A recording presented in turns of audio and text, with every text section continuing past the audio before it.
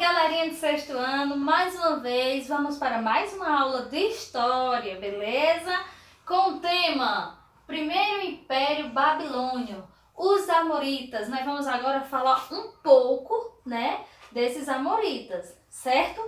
Então, durante quase 200 anos, os Amoritas, eles passaram a ser chamados de quê?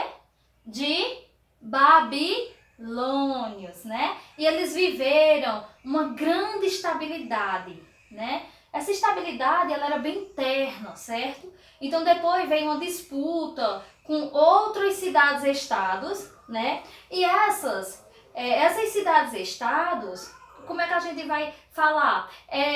Ela tinha uma situação que mudou com a chegada do poder do sexto rei da primeira dinastia da Mesopotâmia. Quem era esse rei? Era Hammurabi. Ele governou até o ano de 1686 a.C. Então, ele conseguiu, contemplar a unificação da Mesopotâmia, que naquele momento vinha se vivenciando uma grande disputa e conflitos internos. Então, naquela época, eles estavam discutindo, E esse momento ele era bem interno, entendeu? Então, depois a gente vai para outra característica desse momento. Qual foi a outra característica desse momento que ficou bem marcante, tia Márcia? Quando Hammurabi ele pensou e aí planejou e executou uma criação do primeiro Código de Leis. Esse primeiro Código de Lei, ele regia, minha gente, a conduta, a ética e a moral, certo? Do povo. Então, essa conduta, essa moral e essa ética do povo babilônio, elas eram levadas à lei que Hammurabi estabeleceu naquele momento. Então, essa lei, ela se baseava numa lei de talião. Essa lei de talião era olho por olho e dente por dente, certo? Então, esse foi um conjunto de lei que ficou conhecido como Código de Hammurabi.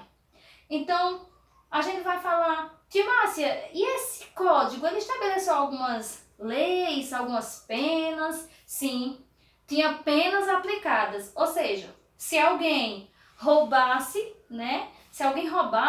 ele teria as mãos cortadas. Naquela época, se as pessoas estivessem passando por algum local, a partir do momento do governo do Hammurabi, quando ele implantou a lei de olho por olho e dente por dente, se alguém roubasse algo de alguém, as mãos seriam cortadas, certo? Se um arquiteto ele construísse uma casa e essa casa caísse matando o seu dono, o que era que acontecia?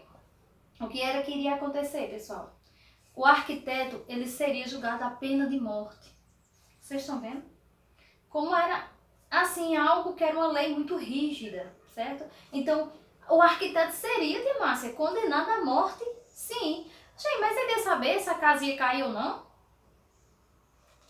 Talvez, o que a lei de Talião dizia era que ele já teria planejado, já teria levantado a casa, feito aquela construção e já sabia que existia, Então aí a gente está entendendo isso, certo? Então depois veio o quê? O fato dos assírios, eles serem ótimos caçadores.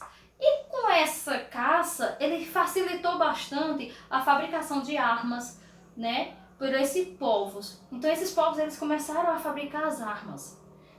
E os caldeus, eles aprenderam técnicas de guerra dos assírios. Ou seja, juntamente ali, observando, prestando atenção, eles foram e aprenderam as mesmas técnicas, Então aí, tia Márcia, quando a gente vai falar sobre os assírios, a gente viu que eles também, foram importantes na nossa história. Foi importante demais para que os assírios, eles faziam técnicas, eles descobriram armas e isso até hoje nós utilizamos. Será que nós utilizamos assim a questão das armas que a gente utiliza, a questão das armas que são utilizadas em combates e guerra? Será que foram descobertas somente porque os assírios descobriram isso? né? Então os assírios eles fizeram essa descoberta, os caldeus eles também tiveram, eles aprenderam essas técnicas também, né? E aí vivenciaram esse momento da descoberta. E aí, pessoal, tá uma atividade para vocês lá na plataforma. Um beijo, um abraço e ó, fiquem com Deus.